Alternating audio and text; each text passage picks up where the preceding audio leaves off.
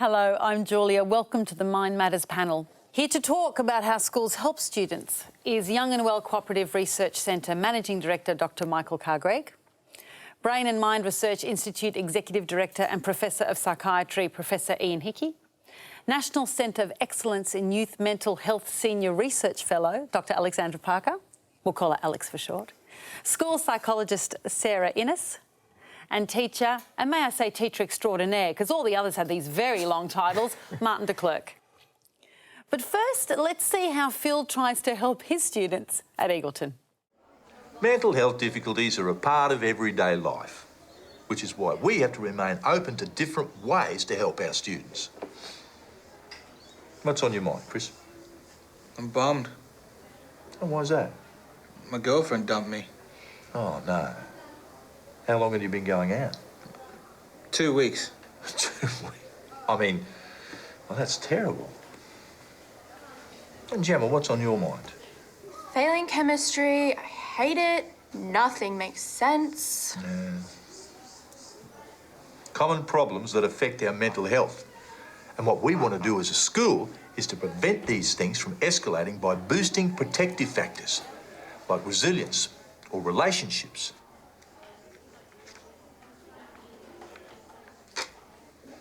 Chris, you did chemistry last year, right? How did you go, mate? I got an A. Did you? Gemma, have you ever thought of getting a tutor? Oh, by the way, have you met Chris? Chris, Gemma. Gemma, Chris.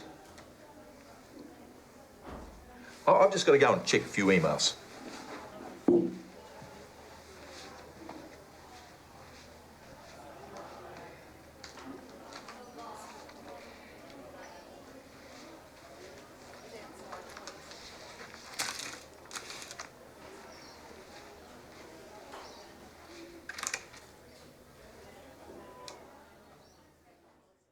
Oh, a biscuit will always help the situation. And yeah, no, I don't understand chemistry either.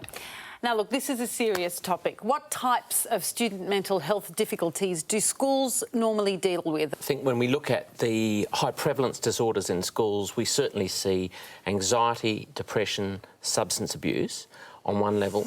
But when you look at the research about what troubles kids, three things come up all the time.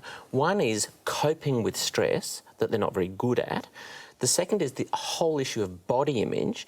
And the third one is actually dealing with the stress of school, coping with study. There are normal emotional responses to all sorts of stuff. So the fact someone gets upset or something goes wrong in their life, we need to know how to deal with that. We all get upset and then to recover, to get back on track. How can school staff help students when they see these problems? There's the official level where there's education in terms of ways to cope with stress, drug and alcohol education and education about mental illness. But there's the unofficial stuff, just listening, referring on. We're lucky enough at our school to have a psychologist at school, so to be able to pick up those warning signs early, to check in with students, just being aware. What about early intervention? Is that something that you target? We have a school that with staff who are naturally connected to the students and so know them very well and can identify maybe when they're not doing so great, or when something is out of the ordinary.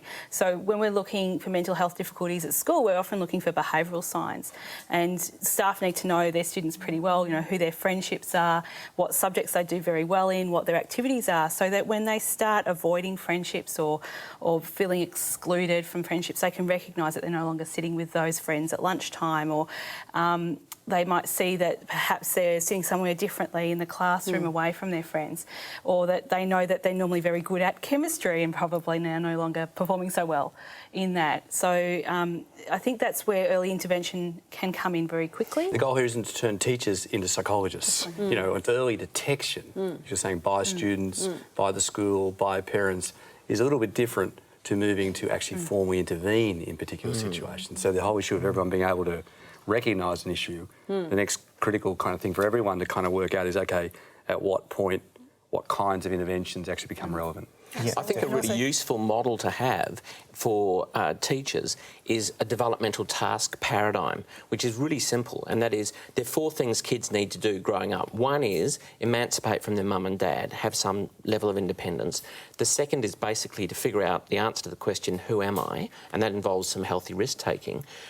To actually figure out the purpose of being at school and to make that connection. And most importantly, to develop peer relations.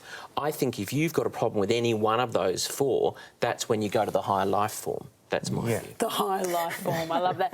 What were you going to say, Alex? I was just going to add in to say that also too, for teachers not to feel like that they need to think about what is the next step. The first step in an intervention can be asking that question, checking in, are you okay? And just being prepared to listen to start with to see what's happening.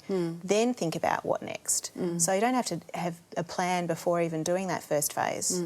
Michael, what are some practical things that schools can do to help students in the classroom, for instance? Well, particularly mindfulness has really taken off. Now, mindfulness is a way of meditating so that you are literally at one with the environment. And the latest research around doing just even 10 minutes of mindfulness each day is just so extraordinary in terms of boosting academic performance, reducing stress, reducing anxiety. And I also think that sleep tracker that we talked about earlier, to help kids monitor their sleep, understand the importance of it, and also, of course, doing exercise, which will all make a difference long term. Talking here today, it sounds like we're expecting school to be this magical place all the time. That's not what you can offer, and that's not what it is. What else can school be? School's just a place where, I guess, at the very least, offers normalcy or role models on how to cope with everyday challenges and a support network. So school can provide that normalcy or that regular touch base with But it's people. also great. It's filled with challenges. Absolutely. Academic challenges, social challenges, success, failure, all the normal developmental things. So really the real issue is skills and levels of being able to cope through relationships, learning like how to do those things. So, you know, it's a safe environment in one way With to that deal with all the structure stuff. and routine, but with all the challenges as well. What are some of the roles and boundaries for staff? Their role is to be there, like I said before, to listen and support. I mean, there are boundaries. It was said before, teachers aren't psychologists. Yeah, I think that's absolutely right. Our staff, I think we've done a great job over the years talking about what responsibilities and limitations are of that. And we have a great system where we would have somebody like Martin, whose role is to look after students' welfare. Teachers can go to Mart and ask him if he's got any concerns with a specific student, and if it seems just a little bit too much, he can come and chat to me. So we'll often have conversations. So there's a tiered support network around teachers at our school. I think just tapping in what Michael had also mentioned just before about that importance of the lifestyle type intervention. So to support that with young people, having some structure, routine, the importance of sleep, diet and exercise, because all of those have been shown to be modifiable risk factors for developing depression or developing anxiety disorders. There's things that those young people can change and have some control over. Michael, I'd like to ask you something. What other ways can schools use technology? Because you're so our tech man today, it's so exciting, with mental health difficulties. There's some wonderful websites now. For example, Beyond Blue has the K10, which you might not be familiar with, but it is a way in which young people can fill out something which takes 2 minutes, and it will actually help them decide whether or not what they're feeling is sad or whether or not they might have some depressive symptoms which would warrant going to see a GP. So that's brilliant. You've got that online available for everybody. There are also fantastic apps to help young people with a type of therapy we do called cognitive behavioural therapy. So we've got now... Oh, I've been to a couple of therapists, don't you? I know exactly what tree you're barking up with cognitive therapy. It's all right. Cognitive behaviour. Go on, back to you. Yeah. I think I'm all right. I'm here.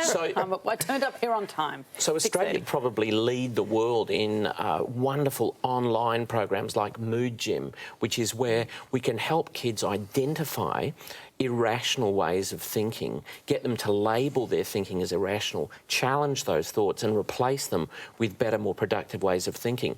Now, that is extraordinarily brilliant because you've got kids who don't necessarily have psychological services to go to. They might be in rural and remote communities. So suddenly we've got an intervention which actually has an evidence base. It actually works. There's a number of randomised controlled trials that show it works. We've now got apps that kids can download. There's one particular one that I use a lot in my clinic, which is called Mood Kit, which enables kids to do this stuff. So we've now got a plethora of different technological interventions, and the challenge for us is to make sure that the schools and the school psychologists know about them, because otherwise it's very difficult for kids to navigate that sort of mental health ecosystem. Look, I think that all of those things can, at that early phases, when a young person's starting to have some difficulties and struggling, of course, to know which reliable, safe online things that they can use to help as maybe a first step before they see whether they need to see someone else for a different type of intervention. Technology in the mental health's a godsend. You can get in there, in private, connect, find out information, treat yourself, monitor yourself.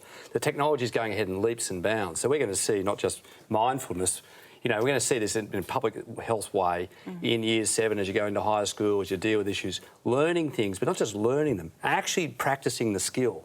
So, you know, you actually learn stuff about problem solving or stress management or relationship issues, just like you learn other public health things. Just as much as putting condoms on bananas and learning about sexual health, you'll learn stuff about controlling anxiety and what strategies work, and then seeing they work for you. Like, this one really works for me. But we all need to learn that. It's actually all of us understanding when we get aroused about something, what happens with our concentration. The effect if you don't sleep, you can't think straight the next day, you know, in various kind of ways. So I think these things will not just be the weird and the wonderful. It'll be the introduction into schools in a more public health kind of way, education way. Because your brain's not so easy to track. You know, if you run upstairs and you get breathless, you can go, I'm not very fit. You know, you see other things. The way your brain works is not so obvious in everyday life, but it is affecting your performance in the maths test or whether you actually can make friends easily and deal with stress. Alex, diet and exercise, of course, another big part of sort of staying mentally healthy. Absolutely. Exercise interventions definitely do help with depression and anxiety, but there's some evidence to show that diet or healthy eating and exercise can prevent the development of these disorders as well. The diet stuff's so interesting because in primary school, the data says 63% of kids have their required fruit and vegetables. By the time it gets to middle school, it's 1%. So we've clearly dropped the ball in terms of making that connection that Ian talked about being so important, about how to manage your wellbeing through diet. We've done monitoring of these things in schools. What if kids sit for 8 hours in school? You think they're dead, nothing's happened. They go, well, actually, I went to this class and I went to that class, I've very well behaved at school, I attended all those things. You go, hang on, you know, if you want to sleep well at night, you've got to be active during the day, you know, during those particular things. So your body rhythm depends as much on the daytime activity. So part of the problem, you know, because normal as a teenager to go to bed later. But if you've been very inactive during the day with a strong traditional focus on academic performance and school-based work, and the school itself hasn't incorporated that in, you're going to have trouble sleeping. You know, if you're trying to teach, you know, teenagers high-level maths at, you know, 8:30 in the morning, or you have some special class at 7:30 in the morning, forget it. Their brain's in another place, in another planet, you know.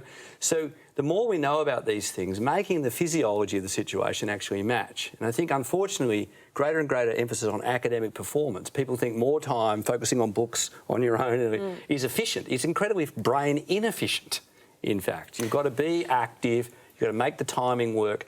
So what you're doing during the day, which unfortunately is largely under the school's control, does really matter to a lot of these phenomena. One thing that one school did that I'm very closely associated with is it decided to change the start time of school to 10 a.m. Brilliant. Finish at 4. They had a 15% increase in academic performance and a 30% decline in bad behaviour. So it actually taps into exactly what Ian's talking about. Are they allowed to do that? How can you just decide to do that? Can you do that? Well, they actually were a behaviour problem school in the first place, and they were a private school, so they didn't have to check out with the government. So it was relatively easy for them to do.